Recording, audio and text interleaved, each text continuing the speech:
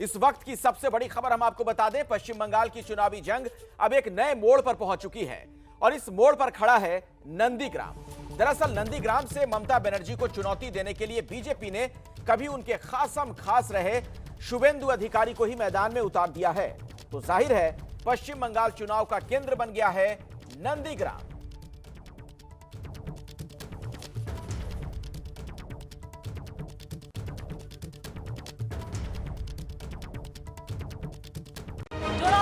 তৃণমূল জয় হবে তো সবাই ভিক্টরি চিহ্ন দেখান। पश्चिम बंगाल की चुनावी जंग अब तेज हो चुकी है। टीएमसी ने शुक्रवार को अपने 291 उम्मीदवारों की लिस्ट जारी कर दी है और बीजेपी भी पहले और दूसरे चरण के लिए अपने उम्मीदवारों की लिस्ट जारी करने जा रही है। लेकिन पश्चिम बंगाल की इस जंग का केंद्र अब वो नंदीग्राम बन गया है जहां सिर्फ चुनाव ही नहीं बल्कि स्वाभिमान की जंग भी होना तय है। दरअसल नंदीग्राम से ममता बनर्जी की उम्मीदवारी का ऐलान हो चुका है और इसी के साथ बंगाल की ये चुनावी जंग अब एक नए स्तर पर पहुंच चुकी है, क्योंकि नंदीग्राम में ममता का मुकाबला उन्हीं शुभेंदु अधिकारी से है जो कुछ दिनों पहले तक उनके सबसे खासम खास थे। नंदीग्राम से श्री शुभेंदु अधिकारी जो पहले टीएमसी सरकार में मंत्री भी थे, वह वहां से नंदीग्राम से चुनाव लड़ेंगी। पार्टी ने उनको प्रत्याशी बनाया है। पश्चिम बंगाल चुनाव में मिदनापुर जिले की नंदीग्राम विधानसभा सीट अब बेहद अहम हो गई है। ये सीट हाल ही में टीएमसी छोड़कर बीजेपी में शामिल हुए शुभेंदु अधिकारी के पाले में रही है। शुभेंदु ममता सरकार में ट्रांसपोर्ट मंत्री भी रह चुके हैं। मुख्यमंत्री ममता बनर्जी के यहां से इस्तीफे का ऐलान करने के बाद शुभेंदु ने कहा था कि पश्चिम बंगाल के मुख्यमंत्री यहां से 50,000 मतों से हारेंगे, नहीं तो वो राजनीति छोड़ देंगे। दरअसल नंदीग्राम सीट पर शुभेंदु अधिकारी के परिवार का बरसों से खासा प्रभाव रहा है और यही वजह है कि शुभेंदु अधिकारी खुलकर ममता को चुनौती दे रहे हैं। ममता के चुनाव के खिलाफ शुभेंदु अधिकारी का नारा क्या? रोजगारी है, काटमानी है, ये तो पूछ लीजिए ना। 4,000 रुपया लिया जॉब कार्ड बनाने के लिए, 4,000 रुपये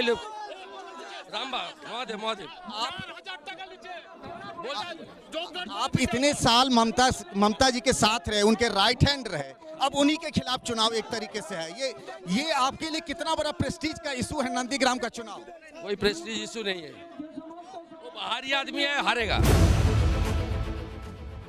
नंदीग्राम का इतिहास भी गवाह है कि यहाँ हर जंग खौफनाक रही है। साल 2006 में नंदीग्राम की 20,000 एकड़ जमीन केमिकल हब के लिए विशेष आर्थिक क्षेत्र सेज के लिए अधिग्रहित की गई थी, जिस पर यहाँ के किसानों ने उस वक्त की वामपंथी सरकार के खिलाफ 11 महीने तक लंबा संघर्ष किया था और इस संघर्ष की अगुवा ममता बनर्जी भी थी।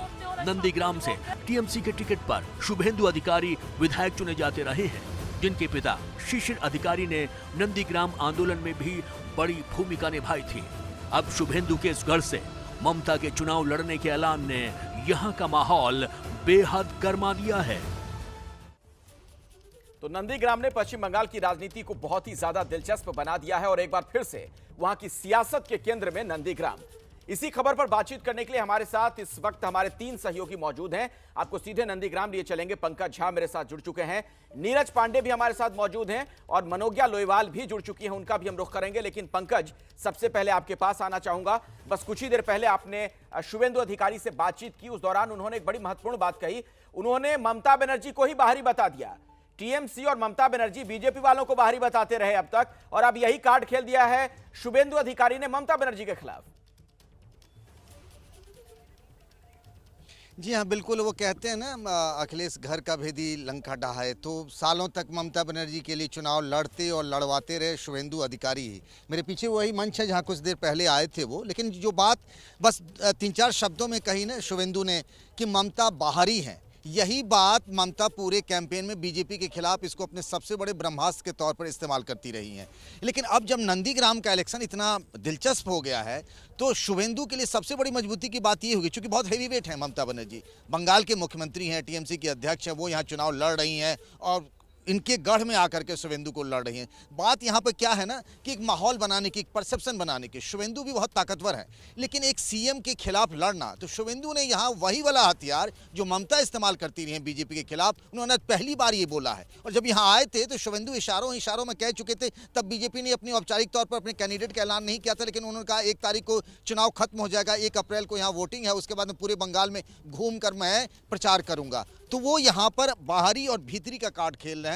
जो कुछ भी होगा, शुभेंदु की पूरी प्रतिष्ठा दांव पर है, ममता का भी दांव पर है। और यही नहीं, शुभेंदु के लिए सिर्फ नंदीग्राम ही नहीं, ईस्ट और वेस्ट मेदिनीपुर के जो 35 सीटें हैं वो भी उनके लिए प्रतिष्ठा का बहुत बड़ा सवाल है। अखिलेश, बिल्कुल पंकज, सही विश्लेषण आप कर रहे हैं। अब जरा मैं नीरज पांडे का रुख करना चाहूंगा। और नीरज, आपने पहला इंटरव्यू किया था शुभेंदु अधिकारी का, उनके तेवर क्या उसी वक्त से बता रहे थे कि ममता बनर्जी से ही सीधे तौर पर वो लोहा लेने की मूड में हैं?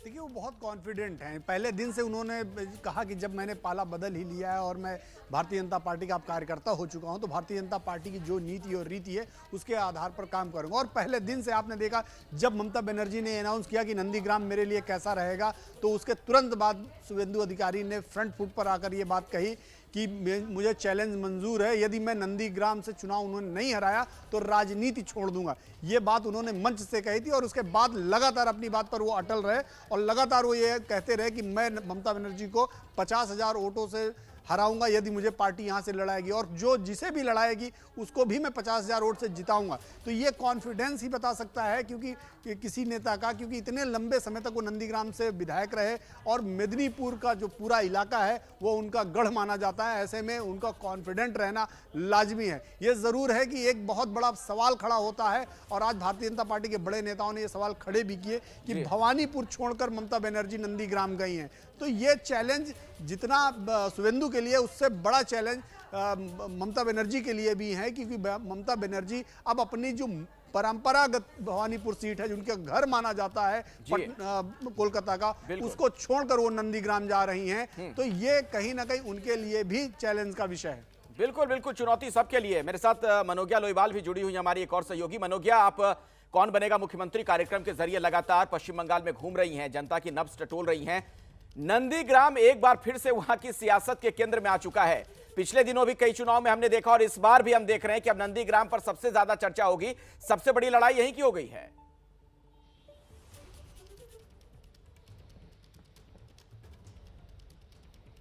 हमारा नाम तुम्हारा नाम, सिंगूर भांगूर नंदीग्राम। नंदीग्राम का ये जो स्लोगन है, ये 2007 में था जब पहली बार वहाँ फायरिंग हुई थी। मैंने वो कवरेज भी की थी और उस समय भी आंदोलन देखा था। नंदीग्राम के लोगों की एक खासियत होती है, दिल में उठाते हैं तो नजरों पे बैठाकर आपको लगातार शिखर पर पहुंचा देते हैं, और अगर दिल से उतार देते हैं तो इस कदर उतार देंगे कि हो सकता है सत्ता चली जाए। लेकिन इस बार जो टक्कर है वो पूर्व यानी कि अभी जो मुख्यमंत्री हैं उनकी, लेकिन पूर्व नेत्री हैं शुभेंदु अधिकारी की, और उनकी टक्कर है उनके पुराने सेनापति के खिलाफ। सेनापति बखूबी जानते हैं कि सेना में कहां सेंध लगानी है, लेकिन किले को ढहाने की कला उस सेनापति के पास है कि नहीं। शुभेंदु अधिकारी इस हार का सामना करेंगे, जीत का सामना करेंगे, क्या करेंगे ये नहीं पता, लेकिन इस महाभारत की लड़ाई में आपको हर किरदार दिलचस्प दिखेगा। क्या इसमें गीता का सार लेके आगे बढ़ेंगे या फिर वार पर वार करके ये जीत जाएंगे? क्या अभिमन्यु साबित हो जाएंगे या फिर अर्जुन हो जाएंगे और साथ में एक नया इतिहास रच देंगे? चलिए मनोज्ञा, बहुत बहुत शुक्रिया हमारे साथ जुड़ने के लिए। नीरज पांडे भी हमारे साथ जुड़े हुए थे। नीरज, आपका भी धन्यवाद। और पंकज हमारे साथ नंदीग्राम से सीधे जुड़े हुए थे, जिनसे उन्होंने अभी शुभेंदु अधिकारी से थोड़ी देर पहले बात भी की थी। आपका भी बहुत बहुत धन्यवाद पंकज। लेकिन दर्शकों को जरा हम बता दें कि ममता बनर्जी की पार्टी में इस वक्त कार्यकर्ताओं में बहुत नाराजगी नजर आ रही है। टिकट कटने की वजह से कई विधायक, उनके समर्थक भड़के हुए हैं। ममता बनर्जी ने कल ही अपनी पार्टी के 291 उम्मीदवारों की लिस्ट जारी की थी, जिसमें से करीब 27 विधायकों और 5 मंत्रियों के टिकट काट दिए गए। इसे लेकर कई जगहों पर विरोध प्रदर्शन भी देखने को मिला है। ये देखिए, तस्वीरें आपके सामने हैं। सतगछिया से विधायक रही सोनाली गुहा टिकट न मिलने से इतनी दुखी हो गई कि उनके आंसू तक छलक आए। इसके अलावा पश्चिम बंगाल के उलबेरिया के बाहरी उम्मीदवार को टिकट मिलने से नाराज कार्यकर्ताओं ने जोरदार प्रदर्शन किया है।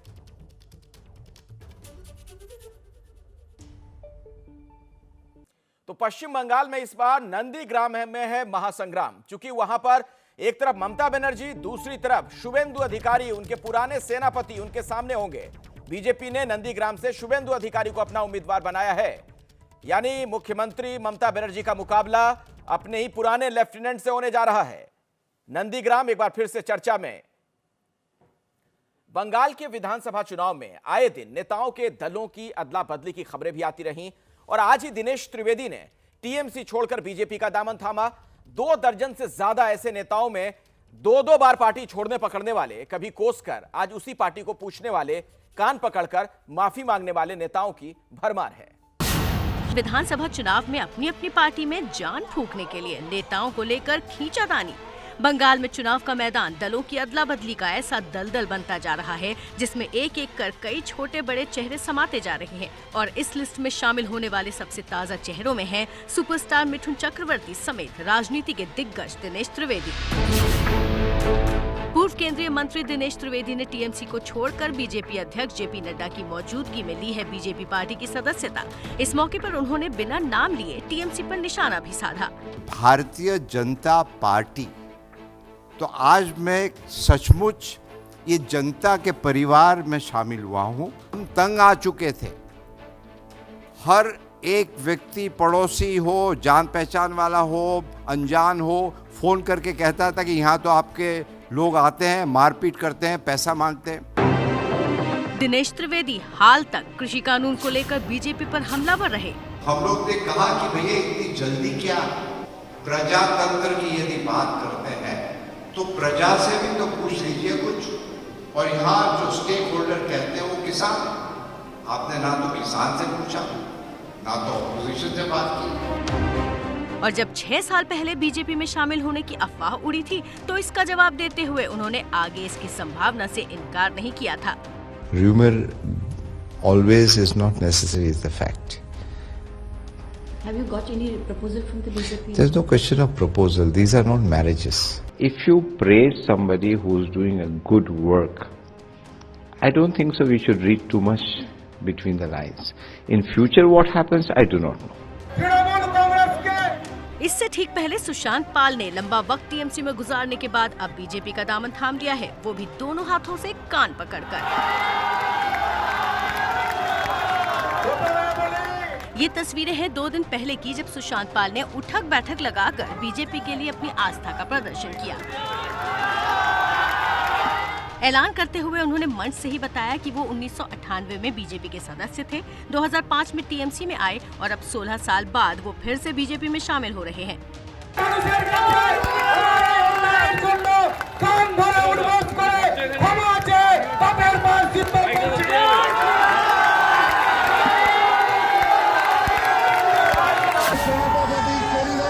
इससे ठीक पहले टीएमसी के विधायक जितेंद्र तिवारी भी कई बार दल छोड़ने के बाद आखिरकार बीजेपी में शामिल हुए। दिलचस्प है कि 2 मार्च को बीजेपी का झंडा लहराते आसनसोल के पूर्व मेयर और पंडेश्वर से विधायक जितेंद्र तिवारी ने इस मौके से ठीक 2 दिन पहले 28 फरवरी तक टीवी चैनलों पर टीएमसी का झंडा बुलंद किया हुआ था। भारतीय जनता पार्टी जो बंगाल में कोई चेहरा जनता के सामने नहीं रखती है, इसका खामियाना उन्हें भुगतना पड़ेगा। दल बदलने का ये दलदल कितना गहरा है वो दिखा 2 महीने पहले जब इन्हीं जितेंद्र तिवारी ने टीएमसी से इस्तीफा दिया। 17 दिसंबर को दिया इस्तीफा और 19 दिसंबर को इस्तीफा वापस भी ले लिया। 2 ही दिन में बोल भी बदल गए। मैं अभी टीएमसी में ही हूँ। कुछ गलतफहमी हुई थी जो सुलझ गई। मैंने पार्टी छोड़कर गलती की थी, इसके लिए मैं ममता से माफी मांगूंगा। जितेंद्र तिवारी ने 2011 में टीएमसी के साथ अपना राजनीतिक करियर शुरू किया। 17 दिसंबर 2021 को टीएमसी से इस्तीफा दिया। 2 ही दिन बाद 19 दिसंबर को इस्तीफा वापस भी ले लिया। 2 मार्च 2021 को बीजेपी में शामिल हो गए। महीने भर पहले भी अपने उस कारनामे को सुबह का भूला शाम को घर लौटा बता रहे थे। ये तस्वीरें हैं 18 फरवरी के एबीपी न्यूज के शिखर सम्मेलन की। मैं तो आपको बता दूं, देखिए हर व्यक्ति के जिंदगी में कुछ पेनफुल एपिसोड होते हैं और पीबी शैली के शब्दों में कहूं तो our sweetest songs are those that tell our saddest thoughts. लेकिन आप सारे लोग मानते हैं कि सुबह का भूला हुआ शाम को घर लौटा है तो भूला नहीं करते। सुबह भूले थे। ममता बनर्जी नंदीग्राम से चुनाव हार जाएंगी, इस तरीके का ऐलान बीजेपी ने करना शुरू भी कर दिया है। शुभेंदु अधिकारी उनके खिलाफ नंदीग्राम से लड़ रहे हैं, बीजेपी के उम्मीदवार हैं। इसी पर अमित मालवीय ने ट्वीट करते हुए यह बात कही है कि ममता जल्द ही पूर्व सीएम की लिस्ट में शामिल होंगी। बीजेपी आईटी सेल के हेड हैं अमित मालवीय, जिन्होंने ये बात कही कि पूर्व मुख्यमंत्रियों की कतार में बहुत जल्द शुमार होने वाली हैं ममता बनर्जी। नंदीग्राम में शुवेंदु अधिकारी से उनका मुकाबला हो रहा है।